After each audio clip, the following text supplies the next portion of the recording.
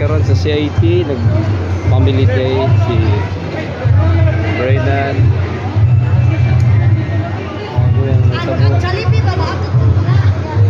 Family day.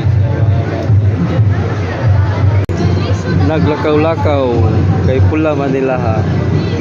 Nasa yellow, na blue hindi no? Ito. Tara si Brayden. Naulap si Brayden.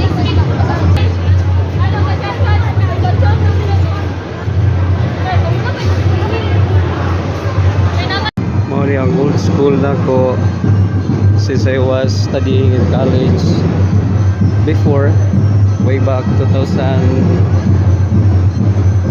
1999, 2000 when I graduate. Mori ang old bus. Old bus. Mori ang old school na ko in town. Then karon ako na sang anak ko nag-eskwela diri. Si Brayden. Grabe na, old bus. And this is the canteen. The elementary, high school, and college. Mao ni ang ground. Before, mao ni ang mga RTC ground. Pero nahimo na siyang parking area and gym. Open gym. Nanadala ang stage ug ang gatherings na ground as usual for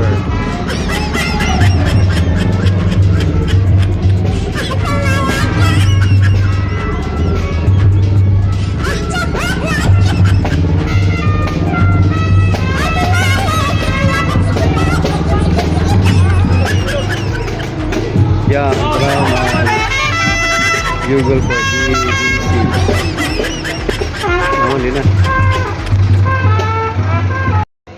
si Cassie o si Cairo kami family kuyog diri o niya kami karon nagsaulog sa family day ni Carl Brayden. Ako ang kaduhang anak nga nag-eskwela sa CIT senior high grade 11 and nagkuan mi nga enjoy ang tanan o paligaw. Okay. Mao na ni Mami Joby, okay. Oh, talaw Mami. Ay gahapon mao din ni gahapon ang pasiuna nagkuan ni kay nan.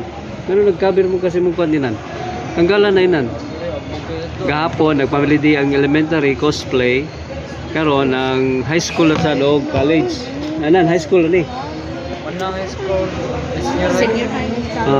Managaling high school, senior high. Inana kadaghan ng estudyante dire sa CITU, Cebu Institute of Technology University, may alma mater. Diri ko nahuman mga igsuon o accountancy. No nang diri po na ko gipa-eskwela ang ako ang igsuon mga barkada o anak. Because nice school. Mayo ang tudlo. Mayo po ang mga management o maestro. Thank you. Nice guy. Money Study Center.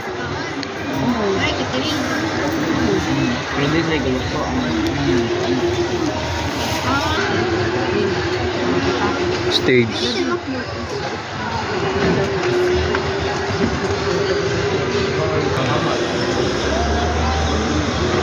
Wildcats Coffee. Ngaon na mi guys.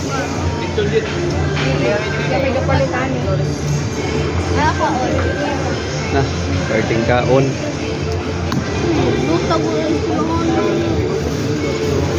Ngaon na mi og snack sa unya lang heavy. Ito sudan. Bot lang.